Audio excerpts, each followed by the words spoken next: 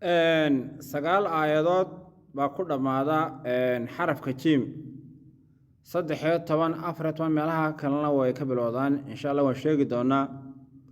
sagaalka aayadood ka bilowda ku dhamaada waan leeyahay jiim aad ugu warsax ku jirta suuratu xaj page ka horeeya wana aad dheer ba ku dhamaata bahiij